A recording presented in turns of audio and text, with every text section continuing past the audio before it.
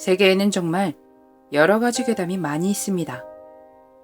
참 어느 나라나 똑같이 말을 듣지 않는 아이들에게 꺼내는 괴물, 요괴 이야기 등이 있는데 한국 같은 경우는 아주 옛날엔 호랑이가 잡아간다. 시대가 지나고 망태 할아버지가 잡아간다. 라며 고집을 꺾게 만들고는 했습니다. 저도 어릴 적에 망태 할아버지라는 말을 들었던 기억이 있는데요. 어릴 땐 그게 뭔지도 모르고 그냥 무서워했던 것 같습니다. 위키백과에 따르면 망태 할아버지는 옛날 아주 먼 옛날 부모님 말을 안 듣고 말썽을 부리거나 하면 망태 할아버지가 잡아간다 라고 말했다고 합니다. 망태 할아버지는 아이들이 잘못하면 나타나 혼을 내주는 저승사자라고 하네요. 저는 이번에 그분이 저승사자라는 것을 처음 알았습니다. 망태 할아버지라는 모습은 한국전쟁 이후에 넝마주의 할아버지의 모습을 투영시켰다고 합니다. 아마도 한국전쟁 이전에는 호랑이, 몽달 귀신, 도깨비 이런 순으로 겁을 주지 않았을까 싶습니다. 그렇다면 한국에서 망태 할아버지라 불리우는 이런 류의 괴담은 서양에서는 어떤 모습일까요? 서양에는 부기맨이라는 유령이 있습니다. 이 또한 나무위키에 따르면 벽장 속에 사는 괴물로 별다른 형체나 모양은 없지만 아이들이 무서워하는 대상으로 변형시켜 나타난다고 합니다. 외국의 공포영화를 보면 부기맨에 관한 영화들도 많죠. 이 부기맨은 벽장문을 열어둔 채 잠들게 되면 벽장의 괴물이 튀어나와 아이들을 다른 세상으로 데려간다고 합니다. 번외로 숨바꼭질을 할 때 벽장에 숨으면 부기맨이 데려간다는 이야기도 있다고 하네요. 이런 괴담을 좋아하다 보니 사설이 조금 길어졌는데 오늘의 이야기는 멕시코의 망태 할아버지 라 요로나 라고 불리는 괴담을 이야기해보려 합니다.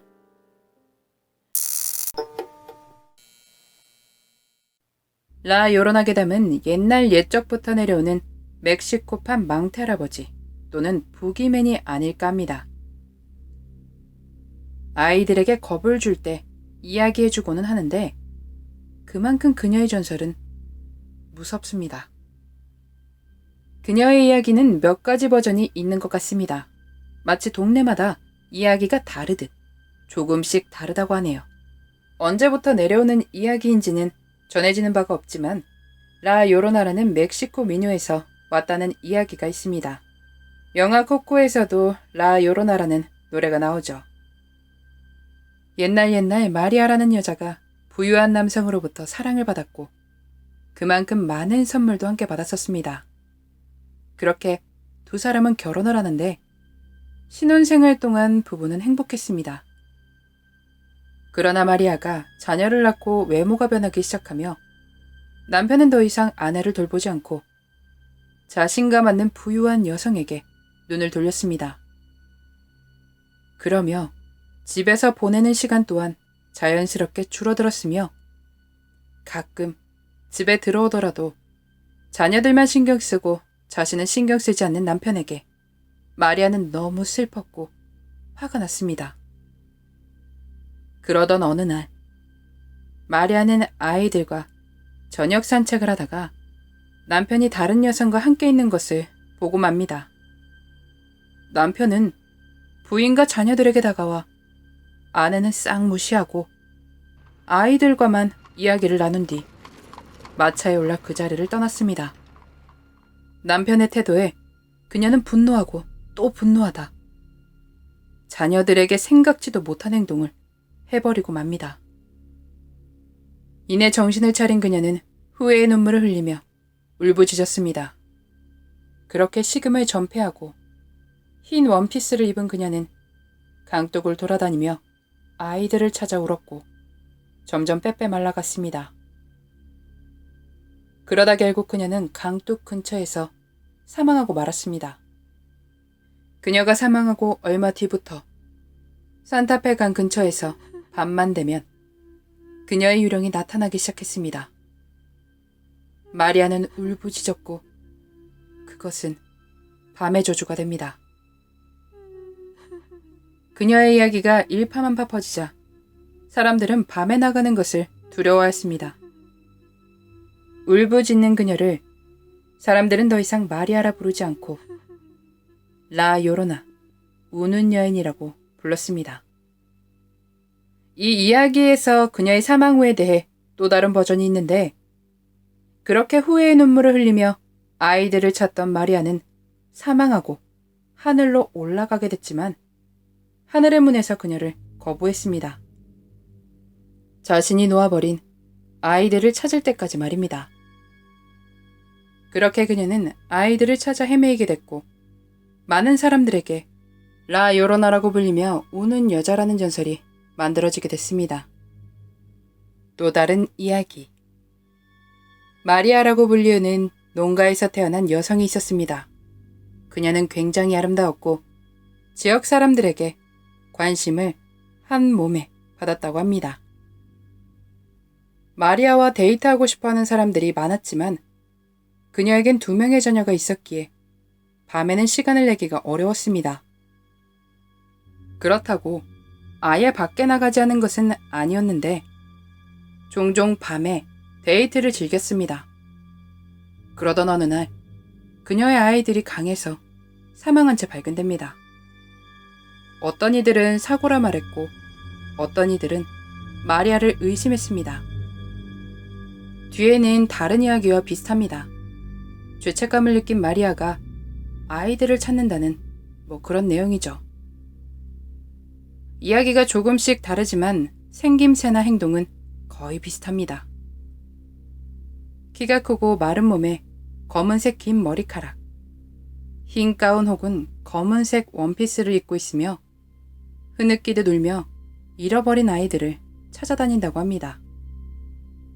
그녀는 눈물을 멈추지 않으며 아이들을 데려가거나 혹은 바람을 피는 남편을 공격한다고 전해집니다.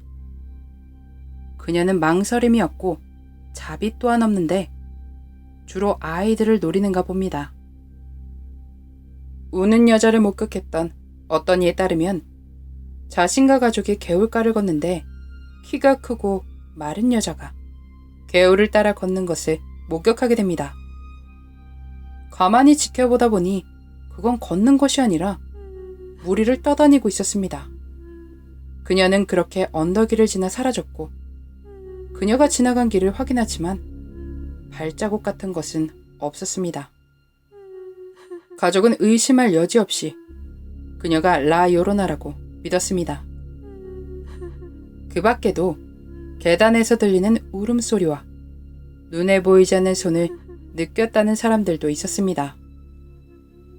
그저 마주친 사람들 말고 함께 했던 이들에 따르면 자신도 모르게 그녀를 따라 걷다가 어느 순간 정신이 번쩍 들어 불이 나게 도망을 쳤다는 이야기가 대부분이었습니다. 길을 가다 마주친 사람도 있었지만 잠을 자다가 가위처럼 마주하게 되는 경우도 있었는데 내 아이는 어디에 있어? 내 아이 어디에 있어? 그는 혼신의 힘을 내어 잠에서 깨어났고 그녀는 사라져 있었습니다. 어떤 이는 꿈속에서 그녀를 만났는데 검은 옷에 검은 베일을 쓰고 있었다고 합니다. 순식간에 다가온 그녀는 천천히 베일을 들어 올립니다. 그런데 그녀의 눈이 비정상적으로 컸고 그가 깰 때까지 그저 눈을 마주하고 있었어야 했습니다. 어렵게 잠에서 깨어난 그는 한동안 잠에 들기가 어려웠다고 합니다. 그 밖에도 라 요로나를 목격했다는 사람들이 꽤 많았습니다. 우는 여인은 많은 지역에서 목격되고 있는데 멕시코 괴담이지만 미국에서도 목격한 이들이 있습니다. 이야기가 전해져 내려오면서 와전된 부분도 있겠지만 저는 괜히 이런 전설이 내려올 거라고는 생각되지 않습니다. 실제로 무언가 일이 있었을 테고 그것이 다른 사람들의 입을 통해 전해지고 와전되다 보니 더 무서운 괴담으로 탄생됐을 거라 생각됩니다. 라 요로나, 우는 여인이라는 뜻을 가진 그녀는 자신의 아이들을 찾아 구천을 떠도는 것일까요? 아니면 남편과 닮은 사람을 찾아 괴롭히기 위해? 그것도 아니면 말을 듣지 않는 아이들을 혼내주려 헤매이는 것일까요? 말을 듣지 않고 부모님 속을 썩이거나 사랑하는 사람에게 상처를 준다면 어느 날 여러분에게 라 요로나, 우는 여인이 찾아갈지도 모릅니다. 괴담이라고만 치부해버리기엔 의외로 많은 사람들에게 목격되고 있는 라 요로나의 미스터리 괴담 이야기였습니다.